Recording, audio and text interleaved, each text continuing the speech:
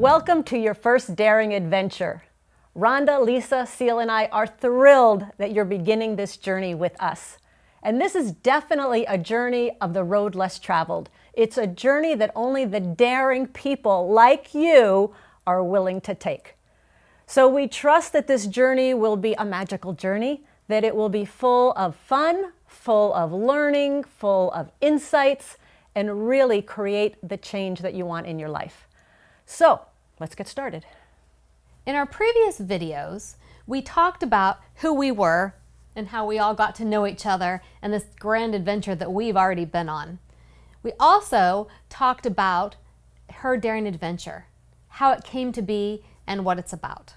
We reviewed neuroscience and the 4 steps to lasting change. If you haven't already watched these videos, please take this opportunity now to go back and watch these as they really set the stage for the process that we're going to embark on coming up. And we also want to remind you not to skip any of the videos. Please go in order because each one builds upon the next one. As you go through this, you're going to see how they all interlink and how they connect. So just a reminder again, each step will build upon the previous one, so please don't skip the videos. However, if you need to go back, you can go back and watch previous and trust the process. And each video will build upon your process to discover what's most meaningful. There's a reason we put them in the sequence that they are. And so please take your time, go slowly. As Lisa says, trust the process. But in this case, slow is better than fast. So to start this adventure, this daring adventure, there are a couple pieces we want to share with you that were keys to us and keys in our lives of how we operate. So these pieces start to lay the foundation for you to understand why discovering what's most meaningful is so important in your life. So Seal, do you want to begin with one of our favorite subjects of all called presence? Yes, thank you. So the reason presence is so important and the first thing in the first adventure is because in order to find out what's meaningful to you, you need to be present. And by being present, it simply means to be here now, to have all of your attention right here in this moment, not thinking about your kids, not thinking about what you're doing for dinner that night or what you're doing next week, but just being in this moment. And there's a simple exercise you can do to be more present and to increase your presence. And what you can do is just simply focus on your breath. And when you focus on your breath, that causes you to be here now. And if you looked up the definition of presence and then read all through the etymology and all of those pieces, you would find that the root word of presence is to be. So that's why that's the most important step. Before you can find out what's meaningful, before you can get anything in life that you want, you need to be here. And when we say that the power is in the present. Yes. So when you're present, your power actually comes out. So for example, I might be talking to Rhonda and we're having a conversation, but in my mind I'm going, oh my God, I have to be here at 5 o'clock and I've got to go do this and I've got to go make this phone call. And I'm not present. Right. I'm not having a conversation with Rhonda. I'm having a conversation with my chirpy little mind. So in order to be with Rhonda to get the most out of our interaction is to be present. It's something that we all practice every single day. It doesn't come naturally, does it? It does, and I think breathing is a great technique just to focus on, taking some deep breaths. And another great tool we've learned is just, for example, we're sitting here in the chair. So it's, how does the seat feel? What does it feel like? How do I feel sitting here? What are the colors? What are the colors in the room? So just some different thoughts that are going to put you right in this moment to be present. And if you're not present, you're not able to take advantage of that information, the action, the feedback, and the incubation. You have to be in the here and now even to start the process. And Seal, you talk about how most people haven't had somebody present in front of them forever, for years. And so one fun thing that I do sometimes is I'll go to the food store and I'll go to the checkout counter and I'll be present with the person at the checkout counter ringing up my food. And I'm like, tell me how your day's going today. And they're like, what? And all of a sudden they start talking and they start interacting. And all of a sudden their whole mood level goes up because somebody was present with them. Or the time we were trying to get a reservation at the restaurant, and Seal, the maitre d' said, oh, we're full, it's packed, I'm sorry, we can't take you. And what did you do? I just talked to him, told him a little bit about what we were doing while we were there, and just was very present with him. And he just, I don't know, I think he would have given us the whole house if we wanted to. He gave us a table, he gave us a bottle of wine. Yes, that's right. Just because you were being present I was with so him. present with him, just asked him if he could help us.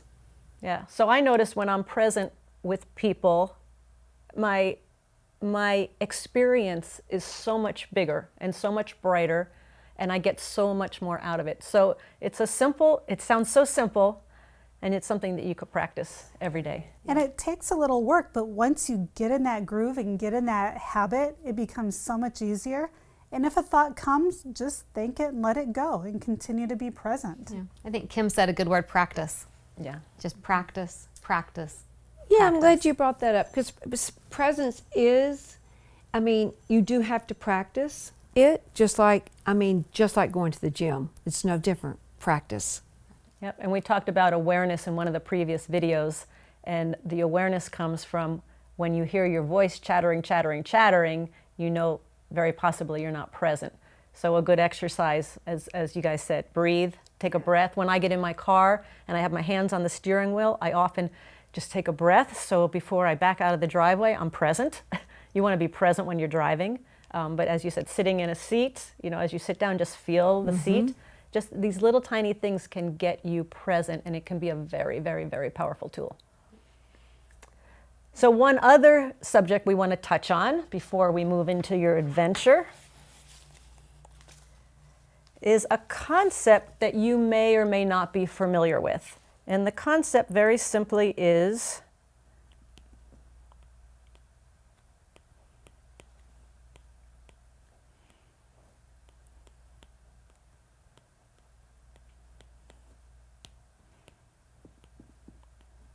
it's called be, do, have. Have you heard of this process?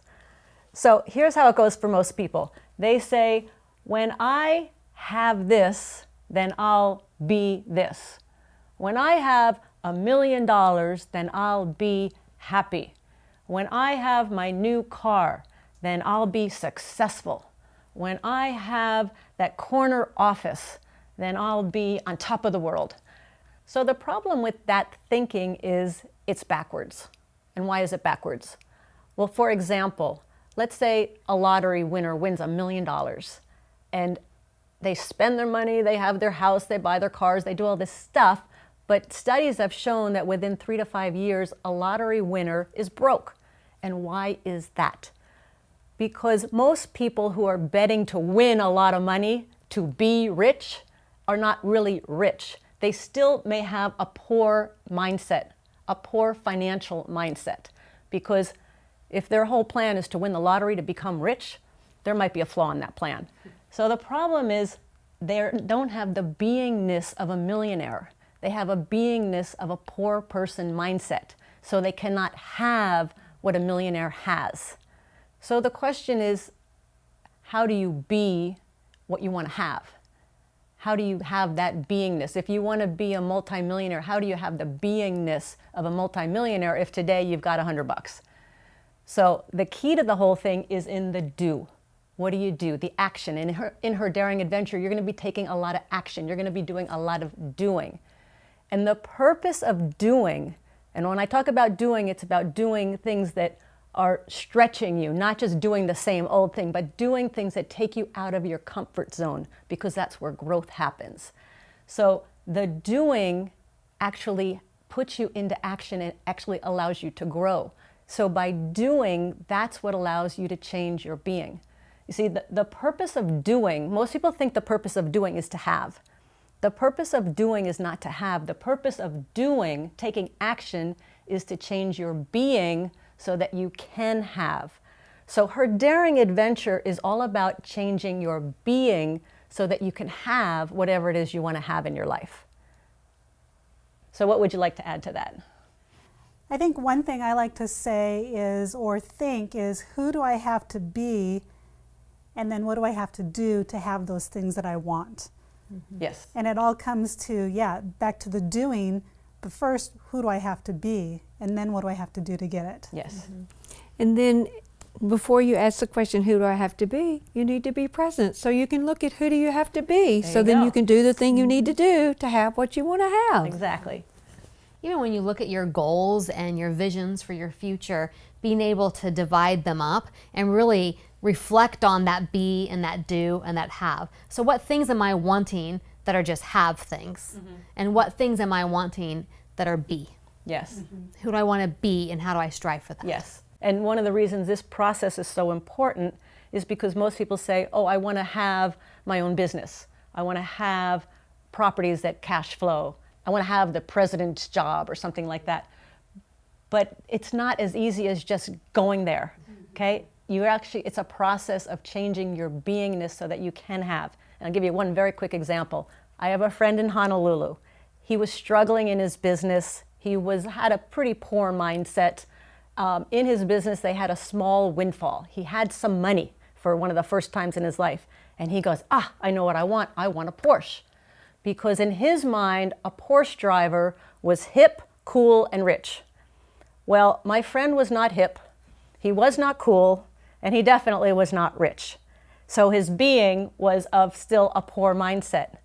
True story, he buys the Porsche. As he's driving it off the parking lot, he totals it, gets hit by another car, and the Porsche is gone. So it's more of a metaphysical example, a mind example of his being could not have the Porsche because his being was not who he envisioned a Porsche driver to be. So the being is the most important piece of this whole process, not the doing, not the having. But in order to change the being of what we're doing here in Her Daring Adventure, you've got to go out and do things that stretch you, that make you grow, that take you out of your comfort zone, because that's where growth and that's where learning happens, and that's what changes your being. Okay, so we are ready for our first daring adventure. And the purpose of this adventure is to train your brain to focus on what you enjoy, to look for what makes you smile. So we're going to get started. And you know what, let me just add a point, because as you go through this daring adventure, I think you're going to find how often your mind focuses on the negative and what you don't want. I mean, oftentimes I'll ask somebody, what do you want? And what do they say? Well, I don't want this. So it really is to retrain your brain to start looking at what you do want and start noticing and being aware of when the negative and what you don't want shows up. And sometimes that is just noticing all of a sudden that you're smiling. Yeah. And putting the connection to why you're smiling. Exactly. Yeah. So our first dare to act, and that's what we're going to call each daring adventure when we give you an assignment. It's called Dare to Act. So your first dare to act is to start making an ongoing list of what makes you happy. And you're just going to every day, carry a notebook with you, have them all over the house, have them in your car, different rooms in your house, unless you're good at just carrying it around with you. But start making a list of what makes you happy. Whether it's smelling the flowers or having that cup of coffee in the morning, something that puts a smile on your face. And when somebody maybe says something to you, and to your point, Rhonda, that if all of a sudden you notice you're smiling, or you all of a sudden have this happy feeling inside, what caused that? What did it was? And write it down. This is the start of the awareness and the presence piece of this whole adventure. And I know for me, I mentioned earlier, a couple things that I had on my list to start when JW asked me, start looking at what makes you happy. Sitting on the seawall, feeding my fish makes me very happy. If I'm out in nature, just riding my bike in a park, being around trees, being around birds, makes me happy. And it can be the simplest things, Yeah, it doesn't have to be in depth. We're just starting to create that awareness. And that first step is to what makes you happy, what makes you smile.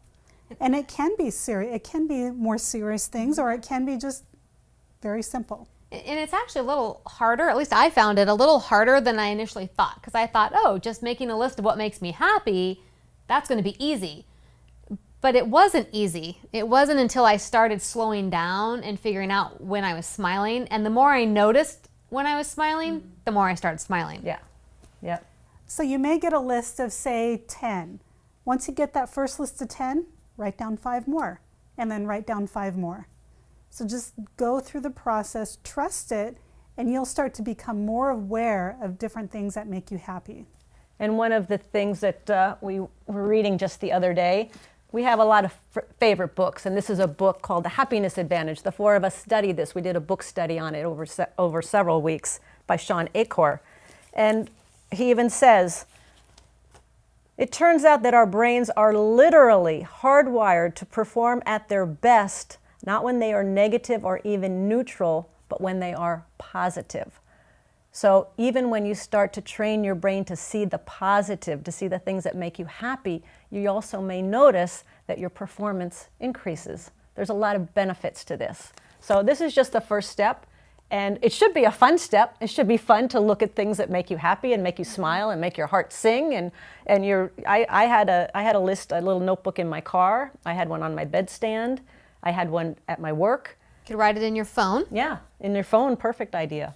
So this is a fun adventure, and it's one to be enjoyed. It's a simple step, and you'll be amazed. Kind of start being aware too of your thoughts that happen as you're going through this process. Again, notice the positive, notice the smiles, but also notice how many negative thoughts come up, and maybe you can start to change and focus more on what makes you happy versus what you don't want. So we want to remind you about the 4 steps of transformation and how we are going to apply it through each step of this daring adventure. Because that's really how transformation occurs. So if you remember in previous videos, the first step is information. So we've given you a lot of information. You know, we talked about presence, we talked about be, do, have. So just having that awareness and continuing to be aware of your presence and who do you want to be throughout this whole process. The second step is action. So we have your dare to act, which is starting to write down your list of what makes you happy and continuing to do that list. The third step is feedback. Notice the feedback you're receiving, both physically, mentally, spiritually. So how does it make you feel when you're writing down this list? When you come up with something that makes you happy, hearing birds chirp, how does it make you feel? Notice the feelings that go along with it as well. Notice any other feedback that comes up for you. And as you become more aware, you'll start to notice more feedback. And the fourth step is incubation. And this is where your conscious and your subconscious will work together to continue to transform you throughout this whole process. So for the conscious part, you'll want to do something like that works for you, whether it's meditate, take a walk, journaling. That's the conscious part of the incubation phase. And then when you go to sleep, just have some thoughts before you lay down and close your eyes at night, and that'll continue the subconscious part of your transformation. And another reminder are the 2 keys to accelerated learning. One is mentors. So for this daring adventure, we're kind of acting as your mentors. And the second key is rituals. And Lisa, how do rituals impact learning? So rituals, once you get into them, they become habit and they become part of your daily process. And it's still a part of transformation because once you get in the vein of your ritual, and in this case, we're talking rituals for transformation. So whether it's meditation or yoga or taking a walk, that's opening your mind. It's opening up the awareness. So we would suggest that you come up with 1 or 2 of your own rituals that you would practice on a regular basis. So one example of a ritual that the 4 of us do when we get together is we do a thing called what I feel like saying. And what I feel like saying, I turn to Rhonda and say, Rhonda, what do you feel like saying? We all listen. She says what she feels like saying and then says, Lisa, what do you feel like saying? We all just listen. The purpose of what I feel like saying is to get present. So if we're at a meeting, we have what I feel like saying. Everybody says whatever's going on in their life, so they can be present for the meeting. So that's one example of a ritual. But for you, you need to make the ritual your own, one that works for you. Okay, so before we move on, we just want to recap what we talked about in this adventure. So we started with presence. So one point that I wanted to make, what would be a really good idea when you focus on your breath, have a clock and time yourself. Do it for 1 minute, 2 minutes, even 5 minutes, and just practice a little bit each day. That's going to make a world of difference in your life. And then we also talked about be, do, have. Be, do, have, and that the purpose of doing is not to have. The purpose of doing is to change your being so you can have. So a lot of this process is going to focus on the being and having the being grow, be bigger, be greater.